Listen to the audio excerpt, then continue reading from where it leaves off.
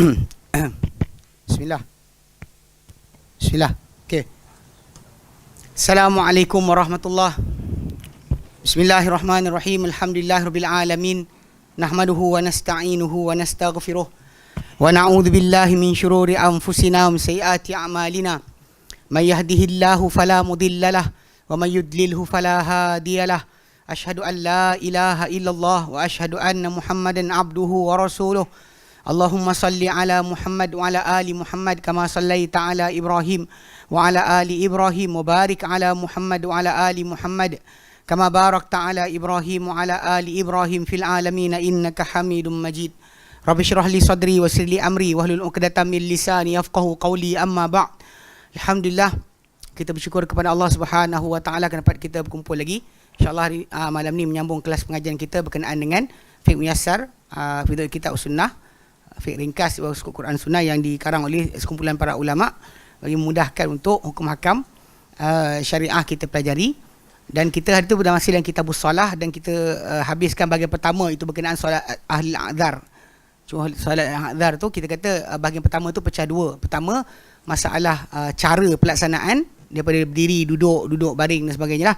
Isyarat dengan kepala sekalipun atau mata dikira sebagai orang yang berkeuzuran, ada alasan yang syar'i, boleh solat dengan keadaan sedemikian, tidak solat dengan keadaan yang biasa. Tentu ada benda mendatang, maka solat dengan keadaan luar biasa tu berlaku. Kemudian yang kedua, kita bincangkan berkenaan masalah qasar.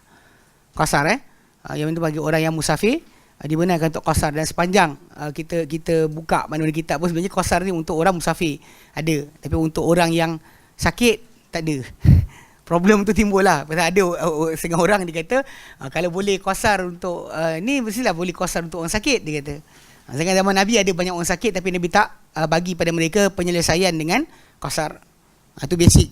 So kita berpandu pada kitab dan sunnah, tak boleh kita lari tajuk untuk membolehkan benda yang tak dibenarkan. Baik. Jadi bahagian pertama kita dah bincangkan. Hari ini kita insya-Allah kita masuk pada bahagian kedua. Sanian yang kedua. Solat ahli a'dzar ni adalah yang kita sebut juga pada perbincangan kita itu, termasuk juga, iaitu al-jam'u baina salatain, menggabungkan atau menjamakkan di antara dua solat. Wa fihi masailu, padanya ada beberapa persoalan. Ada persoalan. Okey. Al-mas'alatul ula, persoalan pertama, fi masyru'iyatil jam'i baina salatain wa man yubahu lahu dhalika, pada mengenai disyariatkan, mana keabsahan sahnya atau disyariatkan menggabungkan di antara dua solat, dan siapakah yang diharuskan untuknya perkara itu, siapakah yang dibenarkan untuk menggabungkan solat. Okey, pertama dia sebut sini kan, dia kata yubahu bisafari, dibolehkan dengan bermusafir. Sebab anda musafir, anda boleh jamak. Yang ini kita sebut dari itu kalau ikut pada Nabi SAW punya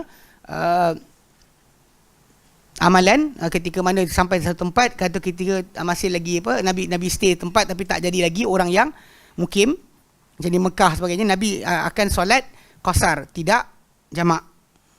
Cuma pada hari Arafah tu yang Nabi jamak, zuhur, asar, kemudian maghrib, isyak di Muzdalifah. Adapun pada yang lain kita di Mina pun sebenarnya Nabi akan solat qasar. Tapi balik pada asal, bila boleh qasar, boleh jamak. Sebab anda punya title masih lagi seorang yang musafir, bukan seorang yang mukim. Bukan seorang mukim, bukan seorang yang mustautin. Sebab bila anda dapat saja gelaran tersebut, anda hilanglah taraf sebagai seorang yang boleh jamak atau qasar. Cuma dalam jamak ni ada tambahan lain selain daripada masalah safar. Baik. Dibolehkan bis safaril ladzi tuqsaru fihi salatu. Dibolehkan jamak ni dengan musafir yang, atau perjalanan yang dipendekkan atau diqasarkan padanya solat. Okey. Dibolehkan dengan musafir yang dipendekkan padanya solat. Al-jam'u bainas zuhri wal asri, untuk digabungkan di antara zuhur dengan asar. Wal maghribu wal isya, maghrib dan isya. Fi waqtin ahadihima, fi waqti ahadihima, pada waktu salah satu di antaranya. Itu maksud dia solat zuhur dan asar dalam waktu zuhur, atau zuhur dan asar dalam waktu asar. Ataupun solat maghrib dan isyak dalam waktu maghrib, atau solat maghrib dan isyak dalam waktu isyak. Okay, dua-dua tu dibenarkan. Li hadis Muadz radhiyallahu anhu, kerana hadis Muadz bin Jabal radhiyallahu anhu, dia kata anna Nabi sallallahu alaihi wasallam wa Rasulullah Nabi sallallahu kana fi ghazwati Tabuk. Okey, baginda dalam peperangan Tabuk, Idzartahala qabla zaghi syamsi, bila baginda bergerak dalam perjalanan. Pasal dalam perjalanan baginda sallallahu dengan para sahabat, kita sebutkan dia datang naik unta, kuda, dia akan ada waktu kena berhenti. So bila kena berhenti berkemah, berehat sebagainya, kemudian nak berjalan balik. Kalau perjalanan tu mula balik sebelum gelincir matahari, masa sebelum masuk waktu zuhur, kan, akhara zuhra, Nabi akan lewatkan zuhur hatta yajma'aha ila al-asri, sampai Nabi gabungkan dia kepada asar. Yusallihima jami'an, Nabi solat kedua-duanya, itu solat zuhur dan asar tu dalam serentak. Faham tak? Maksudnya kalau sebelum bergerak, kita bergerak pukul 10 pagi, 11 pagi, sebelum matahari gelincir, maksudnya masuk zuhur lah, maka kita teruskan jalan. Zuhur azan pun jangan berhenti, terus sampailah kita gabungkan zuhur dengan asar. Zuhur dengan asar dalam waktu asar. Wa idza tahala ba'da zaghi syamsi, kalau sekiranya Nabi SAW mula bergerak, berkemah mula bergerak selepas daripada gelincir matahari, mana matahari dah masuk zuhur, maka salat zuhra wal asra, Nabi akan salat zuhur dan asar dulu, okey, jami'an, serentak sekaligus. Thumma sara, kemudian barulah baginda SAW bergerak. Solat zuhur dan asar dulu di tempat mereka berada tu, kemudian barulah mereka berjalan. Mana? Dia lah, dia ikut pada hadis Nabi, tak sebut takdim takhir, tapi kita faham lah maksud takdim takhir. Dan tak boleh gerak. Automatik. Sebut je azan zuhur, baru azan terus tak boleh gerak. Kena solat zuhur dulu. Tak boleh. Itu sunnahnya macam tu. Bahkan bagi orang yang tidak berada pada tempat yang di rumah dia, contohnya dah azan zuhur, kan, maka dia kena solat zuhur penuh dulu. Hatta kalau dia jalan dalam safar dia tadi, dia solat zuhur, katakan luar Korea, dia pergi, katalah dia tinggal U10, kan, dekat Shah Alam, dia pergi U9 atau U8 ke, dia solat zuhur, lepas azan dia kena solat penuh, kena tamam, kena solat 4. Tak boleh dia solat qasar. Macam kita sebut itu lah, kan, qasar kan bila pasal wajib pada kita dalam keadaan kita dah musafir ke belum. Kalau belum musafir lagi, tak, itu tajuk lah. Tapi cuma kita bincangkan tentang Nabi SAW tadi. Nabi SAW memang dalam safar, cuma berhenti sebentar nak sambung perjalanan. Cuma kaedah yang Nabi buat, kalau sebelum daripada zuhur, Nabi akan terus berjalan. Zuhur azan pun, masuk waktu zuhur pun jalan terus sampai nanti solat asar sekali. Tak ada Nabi berhenti solat dulu. Kemudian kalau dia kata zuhur dah masuk, Nabi solat zuhur dan asar dulu, apa tu baginda SAW bergerak. Tapi bagi kita yang masih bukan dalam keadaan safar, di rumah kita, itu masalah sikit. Kadang-kadang kita bincang lah, ada orang kata boleh jamak dekat rumah sebagainya sebelum bergerak, sebab ada seorang tabi'in buat depan orang, lalu tak ada siapa tegur dia. Kita kena tak boleh samakan seorang tabi'in punya amalan dengan Nabi sendiri atau para sahabat. Kena jaga sikit. Bismillah. Ada orang kata boleh buat sebab dia kata tabi'in tu buat. Saya kata sahabat tak, tabi'in tu buat. Itu tajuk dia. Pasal tajuk asal dia belum lagi keluar Korea, belum keluar rumah dia belum lagi entitled sebagai seorang musafir. Hatta kalau dia kata okey, katakanlah dia boleh makan makan dan minum, dia kena keluar dulu. Untuk qasar buka puasa kena keluar. Dia tak boleh duduk rumah dia macam makan dulu lah. Mana? Hari ni saya musafir. Tak boleh. Dia kena keluar dulu, baru entitled. Yang sekarang ni kes yang kata boleh buat tu perbuatan seorang tabi'in. Saya lupa nama dia, nanti saya ingatkan balik. Dia seorang buat, lepas tu jadi orang kata dia buat, tapi tak ada siapa tegur. Itu tak jadi tajuk. Faham tak? Itu basic yang kena jaga-jaga sikit. Kadang-kadang benda ni kita panggil apa, jadi termudah pula. Sampai last sekali kes timbullah jamak shopping. Jamak shopping. Ada orang nak pergi shopping tengah KL, takut jam bla bla bla, jamak saya siap. Asal dia kata kepayahan. Itu jaga-jaga sikit. Yang jamak kahwin pun dia, nanti kita bincang. Jamak kerana kesibukan hari kenduri kahwin. Itu tajuk dia. Ya.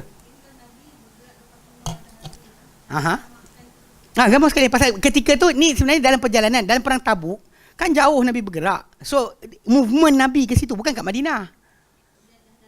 Dalam perjalanan. Sebab tu saya ingatkan balik, ini dalam perjalanan. Mungkin ada orang kata, tekan Nabi buat macam tu. Tak. Ini Nabi buat tu sebenarnya adalah dia memang entitled sebagai seorang musafir. So dia boleh buat dekat situ. Macam katakanlah saya nak bergerak daripada Kuala Lumpur pergi ke katakanlah Kota Baru. Saya berhenti dekat Bentong. Di Bentong saya lepak, kemudian makan apa benda, makan, kemudian nak keluar. Okay. Kalau saya bergerak sebelum kat situ kalau saya bergerak sebelum Zuhur dan saya jalan terus, Asar nanti kemudian. Zuhur nanti kemudian bersama Asar. Pada mana-mana tempat saya berhenti nanti. Tapi kalau saya bergerak kan, nak keluar gerak daripada tempat saya makan-makan tu, azan dah berkumandang. Seeloknya saya solat Zuhur dan Asar baru saya jalan. Tapi dekat situ saya sebagai seorang yang musafir. Yang awak kat rumah tadi tak keluar kawasan lagi. Itu memang qasar lah. Dua-dua saya jamak dan qasar. Ketika saya kat Bentong tadi, saya jamak qasar lah. Tapi kalau saya di rumah saya, tak boleh lah. Kena solat betul lah, solat penuh. Sebab saya tak keluar lagi. Sebab baru nak keluar, tak keluar. Boleh tak? Dah keluar Korea. Keluar daerah, keluar kampung. Macam contoh macam kampung saya, U10. Pergi U9 dah boleh buat. Pergi U8 dah boleh buat. Kalau Kota Damansara dulu, section 10. Lepas tu kemudian pergi ke section berapa, dah boleh buat. Keluar kawasan. Kalau Putrajaya, Prisin ke, ataupun kawasan perumahan kita. Macam rumah kita, taman kita kat sini, keluar taman kita. Dan kita boleh start buat. Jadi itu kaedah dia yang memang Nabi sendiri SAW ketika buat solat dalam keadaan musafir tu dia buat lepas keluar daripada perumahan-perumahan. Baru dia keluar, dia buat. Dia takkan buat dekat dalam tu. Kalau sebab kerana hujan, kerana ketakutan, itu tajuk lain. Kita bincang masalah safar. Bab safar itu je ada. Jangan kita kata kalau safar boleh, ini pun boleh, itu awak kena dalil. Bagi dalil. Jika tidak, semua orang akan macam-macam lah kata masyaqqah tajlibut taisir, kepayahan akan membawakan kemudahan. Bukan ikut kepala kita, ikut kepada apa syarak letakkan. Sebab para sahabat dengan Nabi dahulu lebih sukar musafir mereka, lebih payah perjalanan mereka banding kita. Tapi Nabi tak buat. So hadis Nabi ni ketika tengah movement, bukan daripada rumah. Sebab tu dia kata awal dia sebut apa? Fi ghazwati Tabuk, dan perang Tabuk. Ini antara perang yang paling jauh perjalanan lah. Nabi pergi sampai sepadan Jordan untuk tunggu tentera Rom. Tapi tentera Rom tak datang. Tapi nak ceritakan perjalanan tu paling jauh. So bila punya jauh dia memang banyak kali berhenti lah. Jalan-jalan berhenti. Jalan-jalan berhenti. Kita berhenti tadi, adab yang sebenarnya untuk yang ditunjukkan oleh Nabi SAW adalah itu. Tapi hadis ini sebenarnya bukan masalah itu. Hadis ini datang untuk terangkan berkenaan dengan jamak tu sendiri. Disolatkan Zuhur dalam waktu Asar, disolatkan Asar dalam waktu Zuhur. Itu yang dia nak bagi tahu. Yang Nabi buat ni tadi, galakkan. Mana better kita buat macam kat Bentong tadi kan. Lepas makan, nak keluar kereta, azan. Jalan je terus tak apa, tak masalah. Kita boleh keluar terus. Tapi sebaiknya, sunnahnya macam ni. Tapi yang dalil kita baca ni, yang para ulama baca, adalah untuk fahamkan, boleh solat Zuhur dalam waktu Asar, Asar dalam waktu Zuhur. Itu maksud yang dia nak tunjukkan.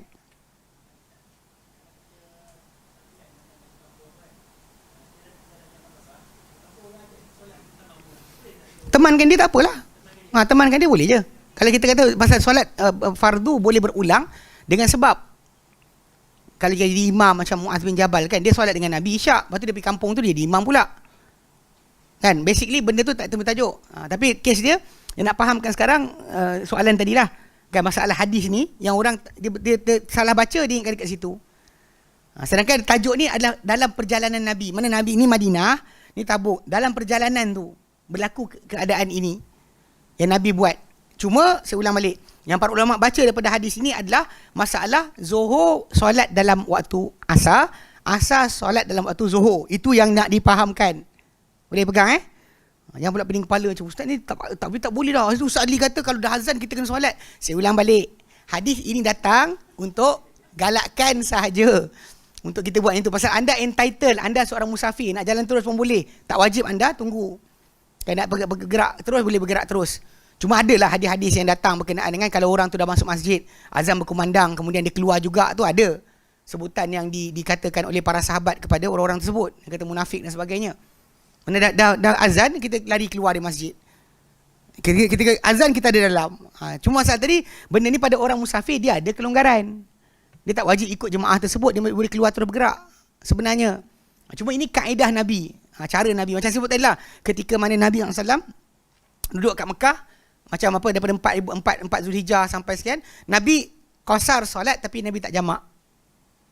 Di Mina pun 3 hari tasyrik tu Nabi qasar solat tapi tak jamak. Yang Nabi jamak hari Arafah. Dengan malam Muzdalifah tu. Itu Nabi qasar dan jamak. Adapun di Mina sendiri Nabi solat qasar, tak solat jamak. Tapi itu bukan bermaksud anda tak boleh buat. Faham Saya ulang balik, sebab anda boleh qasar maksud dia anda boleh jamak. Pasal anda entitled atas dasar anda seorang yang masih lagi dikira musafir. Belum mukim, belum lagi jadi mustautin. Faham? Baik. Dia kata apa? Okey, wa kana yaf'alu mithlu dhalika fil maghribi wal isya. Dan baginda dahulu lakukan seperti itu pada maghrib dan isyak. Maghrib dan isyak pun Nabi buat macam tu juga. Kalau baginda bergerak sebelum daripada matahari terbenam, Nabi terus jalan sampai nanti berhenti solat isyak sekali dengan maghrib. Maghrib dan isyak. Kalau dia kata Nabi nak bergerak, tiba-tiba maghrib dah masuk, Nabi solat maghrib dan isyak baru Nabi jalan. Itu maksud yang dikehendaki daripada hadis ini. Yang ia sebenarnya penekanan masalah hukum solatkan maghrib dalam waktu isyak, solatkan isyak dalam waktu maghrib. Dia berkongsi waktu. Dan bahkan sebenarnya inilah juga hadis yang menyebabkan seorang wanita, kalau anda kata dia bersih daripada haid, pada contohnya waktu asar. Asar kan? Dia kena solat zuhur dan asar. Kalau anda kata dia bersih waktu isyak, dia kena solat maghrib dan isyak. Hari itu. Faham Kalau dia bersih pukul 10 pagi tak payah solat subuh. Dia pasal waktu ittirar, waktu terdesak. Maksudnya wanita yang dalam keadaan haid tadi dianggap macam tu. Macam orang yang musafir tadi, waktu tu sama. Dia tak perlu ulang yang lain. Contoh macam katakanlah dia bersih isyak. Dia tak perlu zuhur, asar tak perlu. Subuh pagi tadi pun tak perlu. Yang dia kena ingat adalah maghrib dan isyak tu dia kongsi waktu yang sama. Ketika keadaan terdesak kerana keuzuran, memang waktu tu dikongsi sama. Yang ini sebenarnya kes yang timbul dalam perbahasan tajuk solat jamak di rumah tu sebagainya kan. Ini masalah dia. Cuma saya kata itu, saya lebih suka untuk dipanggil lewatkan solat sampai boleh solat, bukan kita kata jamak. Faham tak? Memang dia tak ada salah pun untuk orang tu solat maghrib dan isyak sampai rumah boleh solat. Tak berhenti pun dekat dalam perjalanan, sampai kat rumah dia solat. Tapi isyak tu solat tamam lah, tak boleh qasar lah. Dia tak ada qasar dah, tak boleh solat. Soalan dia, adakah dinamakan jamak atau tidak? Saya kata tak perlu kata jamak pun, tapi dia tak berdosa. Dia tidak berdosa kerana menangguhkan. Ni benda ni timbul tajuk start daripada PKP, COVID ni. Orang tak nak berhenti RNR. Tak nak berhenti RNR, takut ni lah, takut tu lah, takut ni lah, takut tu lah. Jadi diorang pun terus jalan. Nak berhenti RNR pun kena pula pada hari perayaan penuh. Tak boleh masuk. Yang jiran saya kena 12 jam kot daripada Perlis ke Shah Alam. Dia bilang kena tidur pula tepi jalan. Nak masuk NR pun tak boleh. Nak ceritakan. Jadi pada waktu-waktu macam tu, penangguhan solat itu dibenarkan dan tak dinamakan pun sebenarnya lah. Tapi kalau nak panggil jamak, panggil lah. Nak panggil apa? Jumuk ke, jemik ke, tak kisah. Panggil lah apa. Tapi masalah dia tak berdosa. Tajuk dia tak bersalah menangguhkan solat itu. Itu tajuk asal dia. Pasal dia ingatkan boleh sampai, rupanya tak sampai. Dia kan nak solat, kejap lagi kan, dia sampai rumah ataupun sampai awal. Sampai lah. Kita ingatkan sampai lewat, sampai awal. Jadi solatlah saja. Cuma dia tidak adalah qasar, sebab qasar tadi dah hilang. Dia tak entitled untuk qasar dah. Sebab dah masuk pada qaryah dia, tak boleh qasar. Tapi dia tangguh solat tadi tak berdosa, itu maksud asal dia. Orang tak niat pun jam'an qasran ke tak payah, tak niat. Yup.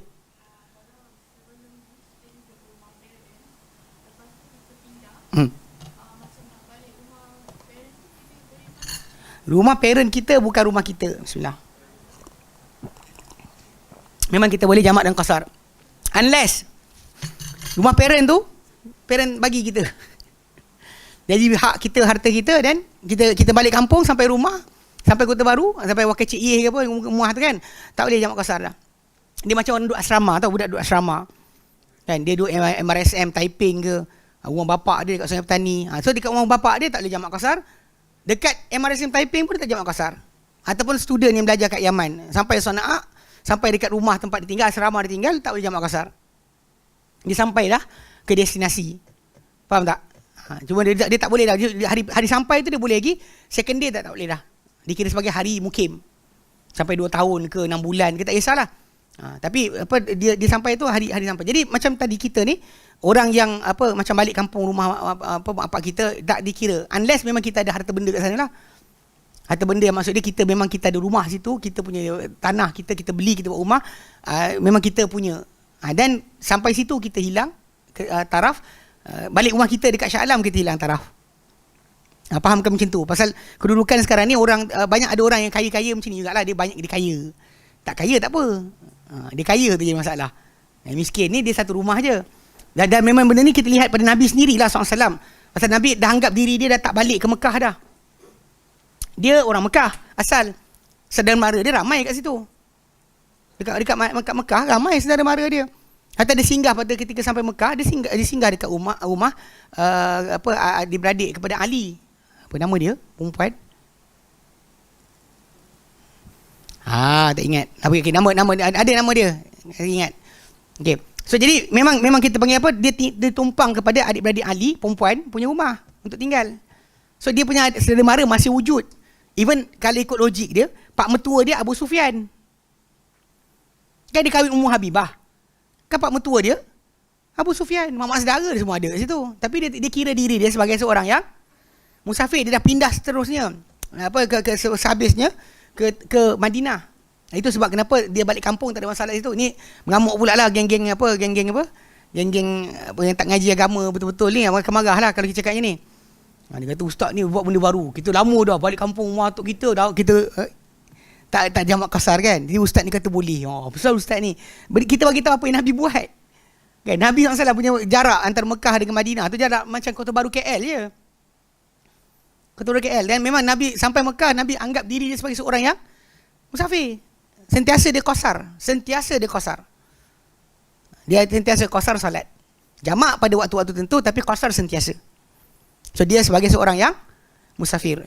So dia kata pada orang yang tak solat belakang baginda kata kan atimmu, sempurnakan, nahnu qaumun safar, kami kaum yang bermusafir. Nabi jadi imam tapi Nabi suruh mereka sempurnakan. Faham Tak duduk situ lah, tapi dia tak lebih daripada 4 hari. Sebab yang kita kata dengan 4 hari tu jadi tajuk sebab Nabi sampai ke Mekah 4 Zulhijjah, lepas tu 4, 5, 6, 7, 8. 4 hari tu. Lepas tu Nabi bergerak keluar ke Mina. So basically itu yang kenapa para ulama kata siapa tinggal satu tempat tak lebih 4 hari, dia punya limit dia masih tinggal 4 hari, all the 4 hari tu dia berjamak qasar. Walaupun rumah lah ni. Itu Nabi duduk kat Mekah, macam itulah keadaan dia. Hari sampai tak kira hari balik tak kira. So kalau orang tu pergi satu tempat 6 hari, semua hari tersebut adalah hari safar. Tapi kalau tambah je sehari lagi, tinggal 5 hari. Kat sini masalah. Kat sini hari pertama sampai dia jamak qasar, dia boleh eligible. Hari balik pun dia boleh, tapi hari stay dia kena solat penuh. Solat tamam. Dia tak ada yang 3 days apa dapatlah, tak wujud. Tak wujud dalil. Saya tak tahu datang mana. Orang Melayu punya ke? Wallahu alam. Okey. Orang Melayu kan banyak kadang ajaran pelik. Kerja sama lah. Ulang balik. Dia tajuk keluar, tajuk kalau anda kata orang tu keluar macam Nabi keluar, kan Nabi duduk Mekah 10 hari. Daripada 4 sampai 14. Tapi kerana movement Nabi tadi, dia tak duduk selebih 4 hari satu kawasan. Kan Nabi duduk dekat Mekah 4 hari. Kemudian Nabi pergi keluar ke Mina, lepas tu bergerak ke Arafah, lepas tu gerak ke sekian. Dan saya kata jarak pergerakan tadi tak paling jauh Mina ke Arafah 10 kilo. Paling jauh 10 kilo. Nabi gerak kan. Jadi kalau orang tu dia katakanlah dia duduk pergi kat London, London kan. Dia duduk hotel ni 3 hari. Kemudian dia pergi hotel lain 2 hari. Kemudian dia pergi hotel ni, hotel sekian. Selama itulah dia jamak dan qasar. Dia fikir macam bagus juga tu. Tak, kalau pindah hotel pasal miskin. Hari pertama duduk hotel kaya, lepas tu kedua hotel miskin sikit, lepas tu miskin lagi kan. Last sekali bawah kolong, macam cerita Kasim Selamat kan. Contohnya macam dia movement berlaku dan as long as lah. Yelah, asal tak boleh tak? Kan? Cuma masalah pada masyarakat kita tak biasa. Dengar tajuk ni macam kan. Dia macam boleh ke tidak? Memang boleh lah, apa dah keluar kawasan pun. Saya kira macam saya kalau ada hari-hari macam saya macam minggu ni kan, sepatutnya hujung minggu ni kalau ikut yang tidak PKP, daripada rumah saya pergi ke Taman Sri UK kuliah duha kan, ke 9 pagi sampai pukul 11. Lepas tu pergi Yayasan Taklim, ini 50, lepas tu sini dalam 20 lebih 30 kan. Kemudian daripada Yayasan Taklim pergi ke Putrajaya. Saya tak musafir benda je, kira perjalanan biasa musafir lah. Tapi masalah dia bila kita sampai dekat apa, contoh macam apa, masjid tempat kita mengajar tu kan, kita tak boleh lah pula macam saya balik lah, saya dah jamak dah tadi. Itu masalah sikit lah. Itu kita boleh, kita optional dekat situ, kita boleh ambil atau tidak. Dalam movement tadi sampai kat Yayasan Taklim, saya buat lah, saya buat solo Zuhur dan Asar, kemudian saya keluar terus. Time Asar tu saya dah boleh gerak, tak perlu tunggu-tunggu dah. Contohnya lah. Sebab tu siapa-siapa nak keluar untuk perjalanan, kiralah perjalanan anda, barulah anda tahu anda ni sebenarnya musafir ke tidak. Kalau main keluar-keluar je, lantakkan macam dah jauh ni, tak mau, macam tu tak mau. Itu menunjukkan anda tidak menganggap perjalanan anda tu safar. Semacam pergi kedai beli gula kan, bukan safar. Kalau kata anda kata nak pergi mana, nak pergi Melaka, kemudian nak pergi sekian, memang musafir lah. Macam kata nak turun pergi riding pergi turun pergi Johor lah, pergi mana, pergi Port Dickson, memang anda musafir lah. Nak kata bukan, apa salah. Okey, jelas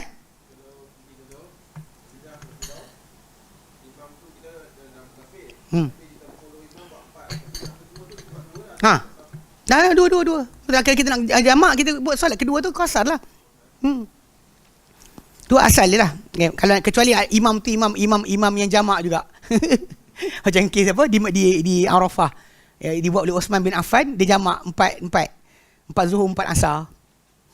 Ketika tu para sahabat ikut je 4 Zuhur 4 Asar. Itu beza, perbezaan ni kena faham. Baik. Yep.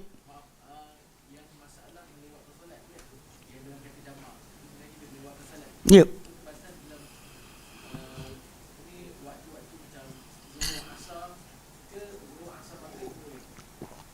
Kalau macam doktor bedah orang kan, kena duduk 8 jam, 10 jam. Dia masuk Dewan Bedah pukul 11 pagi. Kemudian dia keluar pukul 8 malam. Keluar tu solat lah Zuhur, Asar, Maghrib, Isyak. Tak panggil jamak pun. Tak ada panggil jamak. Dia lewatkan solat, dia panggil. Lewatkan solat tu tak kira batasan, pasal ini uzur syar'i dia panggil. Apakah alasan anda boleh solat luar waktu? Kena ada lah. Kalau jam ya sangkut tangan nak solat tepi tu, langgar dia orang. Kena motor Leo kan, datang motor Leo pun kan, Benelli, langgar kita salah. Dia memang tak boleh. Terus dia kata kan, jangan berhenti tepi jalan, bentang sejadah, kononnya nak ni, disodok di lori. Yang kes macam hari tu kan, yang kes yang dekat Elite tu kan, benda tu bukan masalah. Ni pasal lori tu langgar. Diorang bukannya tengah-tengah jalan, diorang memang emergency lane, disodok dengan lori yang 10 orang, 10 keluarga anak mati tu kan. Itu sebab tu itu contoh jangan berhenti. Contoh nak faham, jangan berhenti dekat emergency lane tu macam tu. Sebab lori-lori kadang-kadang dia pun tak apa, imbangan dia kadang besar kot. Jadi tak usah berhenti. Jadi jalanlah, jam jalanlah. Kalau kita buat tu sangkut-sangkut dah kan, nak berhenti tepi jalan kan, macam apa yang orang tu pergi solat, lepas tu di trafik kena jaga. Padahal tepi jalan tu boleh je solat dekat atas rumput tu, yang pergi solat tengah jalan buat apa? Kalau ini tendang di belakang kan.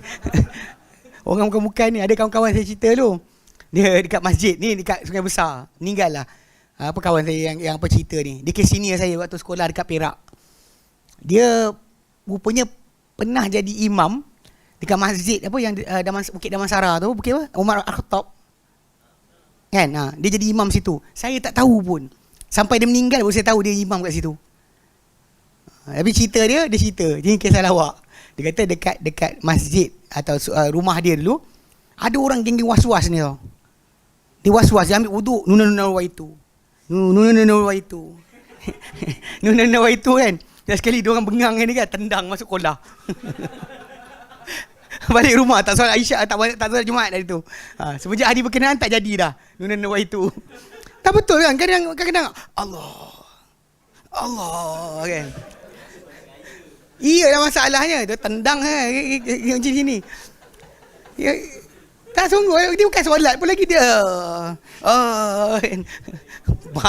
Bagi sebiji ke tu.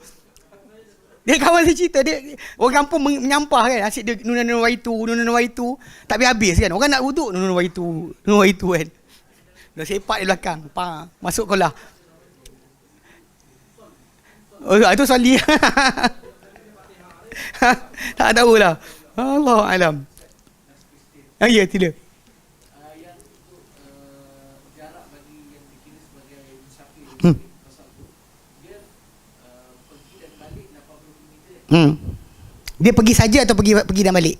So balik pada asal, kalau kita pergi dan balik dalam hari tu juga, dikira masih tak habis berhenti lagi lah perjalanan kita. Pergi ke Putrajaya, nak jumpa sekian, ambil tauliah, lepas tu balik. Actually pergi jumpa, bagi salam, Assalamualaikum, mata ambil, balik. You are still in journey. Kalau kita bermalam kat sana, timbul tajuk lain. Boleh lagi lah. Balik pada asal. Tapi masalahnya kena balik hari tu jugalah. Kalau kita anda tidur kat sana, then hilang lah. Macam isteri saya kadang-kadang dia terkena lah. Pergi rumah adik dia dekat Bangi. Jarak perjalanan ke rumah adik dia 50 je. 50 lebih sikit. Abu Talha tahu ada sampai. Okey, kemudian saya balik mengajar daripada tempat sekian, saya pergi rumah adik dia. Jadi saya masih musafir lah. Isteri saya, saya tak ada ke? Tak boleh. Boleh. Dia kata tak cukup. Awak tidur sini nak jamak kuasa apa? Tak boleh ke? Saya boleh, saya kata. Saya kira perjalanan kita pergi, saya kira saya siap dah. Bukan main jalan-jalan macam tu je. Saya kira saya siap. Saya kata tak boleh. Kalau awak bergerak dengan saya sama tadi je. Tapi awak tak bergerak, awak pergi terus direct, straight jalan 50 kilo je. Lepas tidur sana. Nak jamak kuasa apa benda je? Kalau dia kata dia patah balik juga, dia punya circle tak habis lagi. Macam saya ingat anak saudara saya tu, dia belajar dekat Mediu. Dia datang daripada Uluyam. One way dia pergi 60, balik 60. Pergi ke tempat lama Mediu tu kan, Masalam dia 60, balik 60. Tiap-tiap hari macam tu. Serius kan? Cuma orang kita lah macam tapi ni kata dia memang dia pun tak habis jalan pun. Dia pergi situ sekian, lepas tu nak balik the same day. Yalah. Tapi kalau kata dia tidur sana, lepak kan, masuk hotel, memang saya lah hilang lah.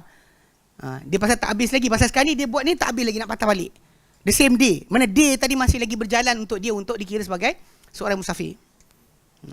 Semua benda-benda ni kita kata kalau pembahasan memanglah ada orang kata macam tak patut, tak sekian. Tapi awak tahulah orang tu jalan, dia tahu letih, awak tak tahu letih dia. Kan? Awak cakap kan? Faham okay. Apa ni cakap tadi? Itulah. Okay. Jadi baik pada asal kes yang kawan saya tadi kan, dia kata jenuh kan, cakap tak faham bahasa pula. Duk kacau orang. Nunawaitu tendang masuk sekolah. Bahasa lencun, balik rumah tak datang solat Jumaat. Tapi masa akan datang tak buat dah kerja macam tu. Kadang Allah lah ada orang dia macam tu. Tak was-was ni. Saya ingat ada seorang kawan saya cerita dekat Rusila. Ma'atafis Darul Quran Rusila tu, ada seorang pakcik macam tu. Pakcik ni kalau anda kata dia jadi makmum, Allah, baik kali Allah dia. Allah kan. Tak masuk-masuk. Tapi bila tolak jadi imam, bila kata Tuan Guru Haji Awang tak ada, dia jadi imam. Macam dia tua kan, dia ni budak-budak, Allahu Akbar. Sekali je. Kalau dia Allah, lepas tu orang kata Allahu Akbar, dia kejap, belum lagi. Dia kata itu, dia memang dia was-was, dia mengarut je dia orang ni. Tak tu saya terus terang kata, dah was dia mengarut. Dia nak masuk apa? Tak masuk apa? Masuk apa? Kan? Masuk apa? Saya tak faham masuk apa? Kan? Apa masuk kan? Dia ada yang pusing-pusing tu. Yang kat satu video tu kan, Muhammad tu. Dia Allah. Dia pusing tu kan, tangan dia. Lepas tu bila time sujud, dia kaki dia angkat. Tu patut sepak tu. Dah mana sah jari kaki awak tak sentuh ke lantai, awak sujud apa? Sedangkan Nabi kata aku disuruh sujud atas 7 tulang. Kan Nabi tunjukkan jabhah kan, dengan hidung sekali, 2 tangan, lutut, 2 kaki. So, bila kau dah angkat kaki macam tu, kau sujud apa? Jumpa sepak je. Kadang macam ni kena ubat dia macam tu je. Ya, orang kata apa? Orang kata, apa buat kasar? Dah gila. Macam mana kan? Ubat dia gitu je. Dia baru sedar rupanya tak boleh rupanya. Kan? Ngacau orang. Tapi kawan saya tu, saya datang, saya tahu dia jadi imam situ bila dia meninggal. Urusan jenazah, kawan nak bagi mesej, katalah kat situ rupanya. Selama ni saya tak tahu pun. Muazzin kot. Imam kot. Tak tahu, tak ingat. Dia suara sedap lah. Kalau dia azan sedap. Rasa muazzin. AKA Bilal. Orang Melayu kita kan panggil muazzin Bilal. Bilal tu Bilal bin Rabah. Tapi dia kata muazzin. Okay, baik. Ala kulihat cerita lah dia tendang. Dia kata orang kampung tendang jadi berhenti. Allah alam. Baik. Okay.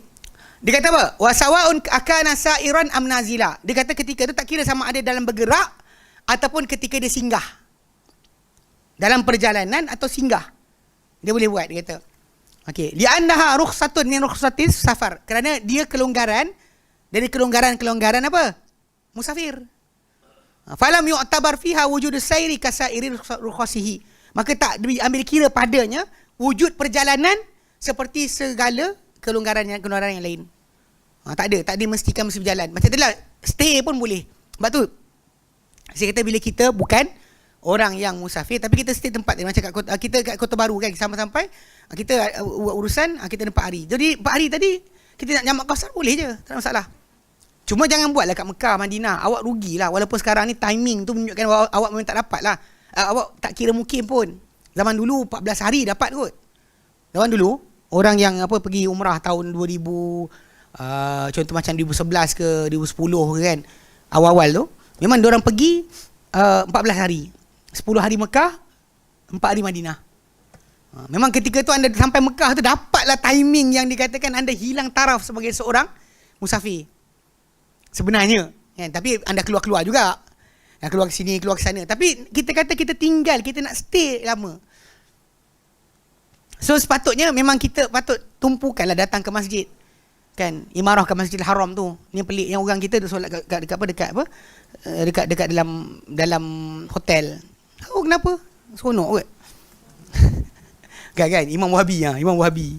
Tak nak Imam Wahabi, tak dapat kunut subuh. Jadi solat di hotel. Ni masalah dia. Orang macam ni sebenarnya patut dibetulkan oleh mutawif tadi. Tapi masalah mutawif tadi pun kadang-kadang ahli bid'ah. Macam mana?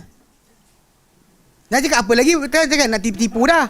Dia ahli bid'ah lah. Okay. Bagi dia bid'ah hasanah. Kita terus terang maksud dia benda ni dia sangka benda tu baik. Macam mana? Walaupun asalnya bid'ah lah. Tak kira bid'ah benda pun. Dia kata bid'ah hasanah benda je. Baik. Illa anal afdala. Okey, namun ni sebut ni. Namun al afdala yang afdal linazili untuk orang yang singgah pada tempat adamul jama'i. Tidak dia jamak. Kenapa? Yang afdal bukan tak boleh. Yang afdal. Kenapa? Li'anna an-nabiyya sallallahu alaihi wasallam, kerana Nabi SAW lam yajma' bi Mina. Nabi tak jamak di Mina. Macam juga di Mekah jugalah. Wa qad kana nazila, dia disinggah. Di Mina tu dia tinggal 3 hari. 11, 12, 13. Boleh balik. Macam Mekah jugalah 4 hari. 4 hari sampai 5, 6, 7, 8. Subuh 8 tu dia gerak ke Mina. Ada dan memang Nabi bergerak lah. Tapi dalam keadaan singgah, Nabi akan solat qasar, tidak solat jamak. Itu yang afdalnya. Tapi kalau anda kata anda nak pakai, pakailah. Masih lagi dibenarkan. Pasal anda masih entitled sebagai seorang yang musafir. Okay? Nama anda masih musafir. Walaupun anda singgah pun, anda masih seorang yang musafir. Sebab Nabi kata, nahnu qaumun safar. Walaupun Nabi diam dekat situ, kat Mekah, 4 hari tu, Nabi masih panggil diri dia seorang yang musafir. Okay? Ni lepas ni balik kampung raya kali ni memang jadi tajuk lah. Kan? Buat kat rumah nenek kata, kau sesat. Kau belajar dengan siapa? Cakap Nabi buat. Yang kata Ustaz Adli Kau cakap Ustaz Adli ke? Okay. Sebab tu kita sering sebutkan Nabi buat. Supaya anda faham, dalil dia bukan ustaz kata. Dalil dia Nabi yang buat. Kalau kata, tapi kau ke sini kan ni anak-beranak engkau semua. Ya, Nabi pun anak beranak dekat Mekah. Dia kata itu. Ajar sikit kan. Macam makcik yang tak nak belajar ni. Okay. Balik-balik kampung tahun ni masalah. Baik. Okey. Dia kata, okey, waqadkan nazilah, Nabi pun singgah situ. Okey. Okey, itu pertama Ingat. Wa yubahul jam'u, dan diharuskan jamak li muqimin maridin yalhaquhu bitarkihi masyaqqatun. Dia kata dibolehkan juga jamak bagi orang mukim yang sakit. Dia kata yang datang kepada dia datang kepada dia masyaqqah dengan meninggalkan jamak. Ini sebenarnya yang tajuk khilaf yang saya agak ni sikit. Sebab dalam kisah para sahabat, diorang sakit ramai. Diorang biasa je sakit. Tapi paling-paling kita jumpa yang Nabi buat adalah Nabi suruh kepada wanita istihadah bawah tu datang. Istihadah mereka jamak, tapi bukan jamak seperti jamak kita masuk Zuhur dalam asar dalam Zuhur. Bahkan dia solat Zuhur di hujung waktu, asar di awal waktu. Macam kalau hari kita letih sangat kan, rasa penat kan, kita lihat dulu. Nanti dekat-dekat dengan asar baru solat Zuhur, habis solat Zuhur, masuk waktu asar, solat asar. Itu nampak kita menangguhkan tadi untuk dapatkan macam jamak. Tapi bukan maksud dia Zuhur, solat Zuhur dan asar. Sebenarnya lah. Tapi memang saya kata banyak ni ada yang asatizah yang saya dengar pun cakap, dia kata tak apa, kalau dah boleh untuk kesusahan yang lain, maka boleh untuk sakit. Cuma kita kena tengok yang Nabi buat. Nabi buat ke tidak. Sebab tajuk dia yang dijadikan hujah tu bukan hadis perbuatan Nabi kerana sakit. Saya baca dia kata. Kenapa dia kata boleh? Liqaul Ibn Abbas radhiyallahu anhuma. Kerana kata-kata Abdullah bin Abbas radhiyallahu anhuma. Yang hadis sahih dia kata, jama'a Rasulullah sallallahu alaihi wasallam, telah menggabungkan Rasulullah SAW baina zuhri wal asri, di antara zuhur dengan asar, wal maghribi wal isya, dengan maghrib dengan isya, bil madinati, di Madinah, min ghairi khaufin wala matarin, dengan tanpa sebarang takut, tidak juga sebarang hujan. Dalam bab takut boleh, bab hujan boleh. Okey. Wa fi riwayatin, dalam satu riwayat yang lain, min ghairi khaufin wala safarin, tanpa safar, tanpa takut, tanpa musafir. Jadi kalau kita lihat kat sini, dalam hadis ni, dua riwayat tersebut, kita ada 3 sebab jamak. Yang kita bincang tadi safar. 2 lagi adalah takut, dalam ketakutan, musuh kejar dan sebagainya kan. Kita tak boleh nak keluar, takut nanti kan rimau datang, macam kat sekarang asli dekat apa? Dekat Gua Musang, rimau keluar sebagainya kan. Kalau dia pergi keluar nanti kena sekian. Jadi dia boleh tergabungkan solat dalam ketakutan tadi. Kalau dia solat keluar ambil air lagi, nanti kan kejap lagi ambil kali kedua, rimau tunggu bawah rumah. So dia boleh terus solat. Ketakutan tadi membolehkan dia untuk gabung solat terus. Atau musuh datang dan sebagainya kan. Dia boleh. Okey, ketakutan. Betul lagi apa? Matar, hujan. Yang orang Melayu kita tak beramal. Di Malaysia tak beramal. Hari tu saya waktu yang hari kes banjir tu, waktu tu kita orang dekat Al-Khadim dengan ganti kelas New Muslim Classes. Kelas-kelas Muslim baru. Jadi Zuhur tu saya cadang nak suruh dia orang solat sebab hujan lebat. Saya hampir-hampir saya nak cakap kita jamak. Tapi macam tak payah. Nanti lain kali ajar orang. Tak, kita boleh, pasal kita boleh jamak. Pada musalla tempat kita solat boleh. Seorang-seorang dekat rumah tak ada, kecuali kata-kata Sa'id bin Musayyab. Jumhur para ulama, tempat yang kita solat jamak memang berjemaah, memang kita boleh buat. So jadi bila kita boleh, pasal jamak kerana hujan. Dan tapi ada syarat-syarat dia, antaranya adalah hujan tu bermula sebelum daripada masuk waktu. Masuk waktu masih lagi tu, dan berterusan sampai lepas habis solat. Solat yang pertama masih lagi hujan dan bersambung. Kalau dia kata dia berhenti ataupun dia jadi renyai, maka kita tak boleh buat. Itu ada syarat-syarat para ulama letakkan. Cuma asal dia memang kita panggil apa? Jamak hujan ni sebenarnya ada, tapi di Malaysia kerana musim-musim tengkujuh macam di pantai timur kan, memang manjang je hujan. Jadi sampai orang kata macam kalau buat nanti jadi orang malas datang masjid bla bla bla sebagainya, maka tak buat langsung. Jadi orang pun tak tahu sunnahnya, memang kita boleh buat. Kan, pasal memang kedatangan kita, hadir kita kali kedua sebagainya kan. Datang solat lepas tu balik, duduk. Nanti maghrib isyak pula datang macam tu juga solat. Untuk jamak maghrib dengan isyak kerana hujan. Kalau hujan tu berterusan macam tu, boleh solat. Ala kuliah kat sini sebut 3 Ibn Abbas kata Nabi jamak Zuhur, Asar, Maghrib, Isyak bukan kerana takut, bukan kerana hujan. Bukan kerana takut, bukan kerana musafir. So jadi kita ada 3 sebab: takut, hujan, musafir. Safar kita bincangkan dah. Yang takut saya maklumkan tadi kan. Yang hujan yang kita tak pernah buat. Yang syarat dia macam itulah. Hujan tu turun daripada awal. Memang hujan lebat, maka kita boleh teruskan solat kita lepas habis tu. Tapi benda ni bukan kita buat sendiri, mesti imam lah. Kalau imam tu kata imam habis solat, lepas tu imam pun suruh muazzin bangun iqamat, maka boleh buat. Kita tak boleh paksa imam. Macam kami di Yaman tu ada geng-geng badui ni paksa imam. Imam duduk diam kan, tak lepas solat kan. Imam kata, "Matar. Jamak." Jamak. Imam pandang buat tak tahu. Tak boleh buat sendiri. Kalau imam tu kata ni dan baru buat. Kalau tidak, tidak. Imam masjid tu sendiri kan, dia kata dia suruh iqamat, dia bangun. Kalau sekiranya tidak, jangan. Kita paksa pula imam kan. Ni yang badui bukan sedar diri kan. Dipanggil orang suruh imam buat juga. Imam buat tak layak je. Jamak. Sunnah dia. Ya, tapi sebenarnya kan, okey, cuma ada timbul tajuk lah bila ada jamak macam tu, soalan dia, time asar nanti kena azan lagi ke tidak? Jumhur para ulama kata kena azan juga. Azan tetap dikumandangkan. Tapi penting sekarang ni kalau ikutkan sebenar, dah jamak, selesai masalah. Untuk orang-orang yang datang pada awal tu boleh jamak terus. Okey, baik. Cuma aku lihatkan hadis ini tak ada kaitan dengan masalah orang sakit. Maka dia kata, pengarang buku kita, dia kata falam yabqa illa udhrul maradi. Maka tak tertinggal dekat sini kecuali keuzuran sakit yang dia kata boleh jamak juga. Cuma lepas tu disebut dia bagi dalil. Wali annahu sallallahu alaihi wasallam, dan kerana baginda SAW amaral mustahadata, baginda suruh wanita istihadah yang keluar darah berterusan tak berhenti. Kalau nak suruh dia 2 kali bersihkan diri kan. Macam apa, ada keluar darah 7 tahun. Hamnah binti Zam'ah, adik-beradik kepada Ummu Habibah. Dia punya adik-beradik dia berapa orang tu, Ummu Habibah, bukan Ummu Habibah, Zainab binti Zam'ah, Zainab binti Jahsh. Lepas tu kemudian ada dia seorang lagi Ummu Habibah binti Jahsh. Lepas tu ada seorang lagi. 3 orang adik-beradik ni semuanya ada di istihadah. Seorang tu 7 tahun, darah keluar tak berhenti. Sampai kan Aisyah radhiyallahu anha cerita, kalau dia datang rumah kan, datang mandi dan sebagainya, penuh darah dekat tempat mandi. Nak ceritakan darah tak berhenti. Okey, jadi pada wanita macam ni disuruh oleh Nabi SAW amaral mustahadata bil jam'i baina salatain. Ya. Untuk menggabungkan di antara 2 solat. Tapi cara gabungan tadi tak gabungan yang macam kita musafir tadi atau hujan tadi. Bahkan cara gabungan dia adalah bentuk dia adalah lewatkan zuhur kepada akhir waktu zuhur, asar diawalkan pada awal atau asar. So solat 2 sekali.